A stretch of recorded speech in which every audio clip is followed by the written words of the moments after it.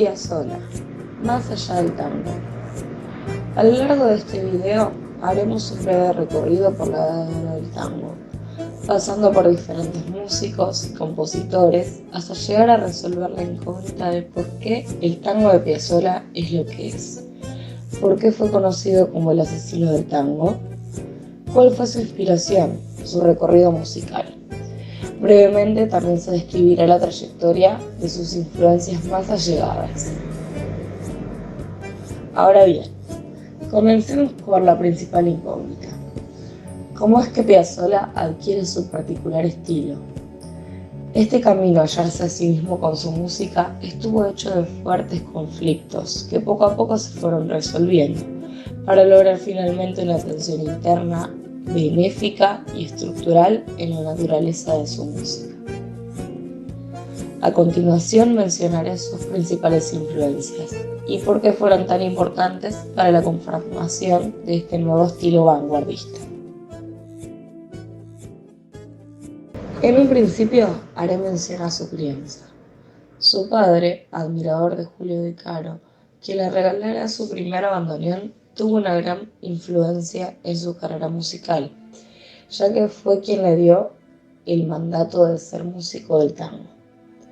Así también el contacto con el jazz y la música judía hicieron que, a posteriori, su música sea tan rica, elaborada, con un carácter de identidad intransigente y atractiva para una gran audiencia en todo el mundo. Ya de un modo definitivo modificó los elementos que eran el tango e inauguró su contemporaneidad. Algunas de sus intervenciones fueron la eliminación del cantor, ahondando en el trabajo instrumental en una dimensión camarística, profundizó el contrapunto e incorpora una elaboración armónica inusual para el género.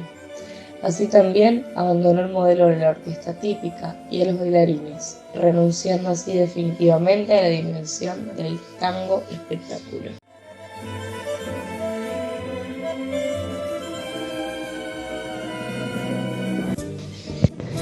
Su mayor influencia fue Julio De Caro. Este compositor fue esencial en la historia del tango. Sus aportes iniciaron la época evolucionista, que posteriormente marcará las bases para la vanguardia. Las mayores influencias tomadas por Piazzolla de Caro fueron los atributos rítmicos y los efectos. La lija, efecto percusivo creado por De Caro, fue muy utilizado por Piazzolla. Entre otros, también los golpes en la caja de resonancia son de la época becariana. No obstante, Piazzolla lo llevó a muchas de sus obras. A este compositor le dedicó al fallecer su obra de Carísimo. Otras de sus influencias dentro de los instrumentistas fueron Pedro Lawrence y Pedro Maffia, bandoneonistas fundamentales del género. Maffia, por su parte, era dueño de un sonido terciopelado, expresivo, ligado, mientras que Lawrence tenía más bien un fraseo cortante, sonido fuerte y mucho ataque. De estos dos personajes, Piazzolla creó su toque, tomando las fortalezas de cada uno y adaptándolas a su propio estilo. Es en el año 1939 que ingresa a la orquesta de Troilo como bandoneonista suplente. No obstante, acabó por ser un músico estable gracias a la conformidad de Troilo con su hacer. Mientras tocaba, comenzó a estudiar armonía con el compositor Alberto Ginastera, y fue posterior a ello que Troilo le dio la oportunidad de hacer arreglos para su orquesta, cuya estética era más bien simple, con un ritmo regular para favorecer al bailarín. Lamentablemente, todos los arreglos que Astor llevaba a esta orquesta eran modificados, ya que eran muy difíciles de leer. Cansado de esto, decide separarse de la orquesta y lanzarse a un nuevo camino, dirigiendo su propia orquesta. Algunas obras que Piazzolla compuso para Troilo fueron Tanguango, Triunfal, entre otras, y al morir le dedica la suite troiliana. Uno de los elementos extraídos del fraseo troiliano fue el uso de la octava de siríaco y el efecto Moore. Con este efecto compone Tango del Diablo. El sonido de su bandoneón fue mejorando conforme pasó el tiempo, y el cambio fundamental fue su postura. Tocando parado, el sonido tenía más proyección, por lo que su sonido bandoneonístico fue muy distintivo.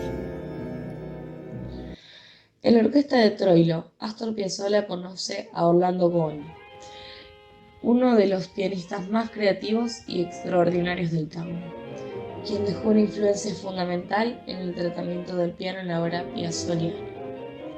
Sin dudas, era de los músicos más admirados por él. La réplica de la voz del contrabajo con una mano, el rubato, el uso de las notas sueltas en los bajos, son solo algunos de los efectos que luego utilizará Piazzolla en su estilo. El más notorio de los aportes fue el bordoneado, donde se apoya los graves con breves escalas ascendentes o descendentes en tiempo anticipado.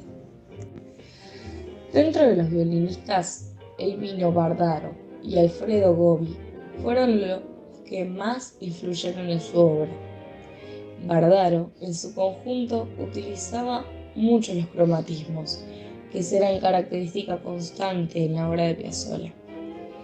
Podemos ver ejemplos de estos en el puente de Fracanapa. Bardaro fue uno de los más grandes violinistas, creador de sutiles mordentes, apoyaturas singulares, sonido exquisito, entre otras cualidades. Fue parte de la orquesta de cuerdas de Piazzolla y del primer quinteto hasta su retiro. Otro de sus recursos tomados por Piazzolla fue la ejecución de fraseos con bandoneón, violín en efecto lija y el ritmo 3-3-2 en el acompañamiento. El tema que le dedicó Piazzolla fue Bardarito.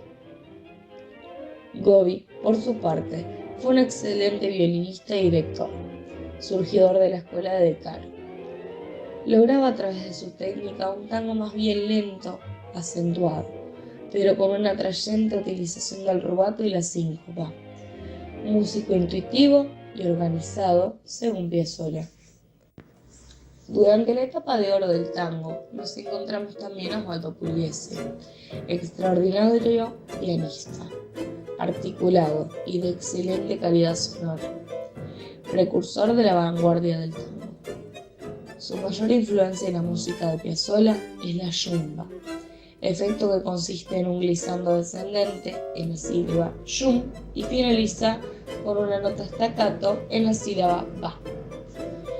Pugliese afirmaba: Piazzolla nos hizo estudiar a todos, posteriormente a sus invenciones. En el quinteto de Piazzolla también encontramos a Quicho Díaz, contrabajista de gran valor para el compositor. El contrabajo, solo o junto a los bandoneones, se encargaba del arrastre, donde se anticipaba la primera nota del compás, imitando el arrastre de los pies de los bailarines del tango.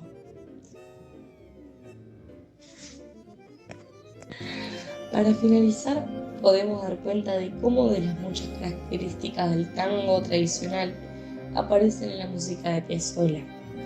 Muchas de estas se mantienen y otras aparecen modificadas. Podemos argumentar así, a través de todo lo visto, el fuerte lazo de la música de Piazzolla con el tango tradicional, sometido a un proceso de hibridación que a su vez establece enlaces más cercanos con otros géneros.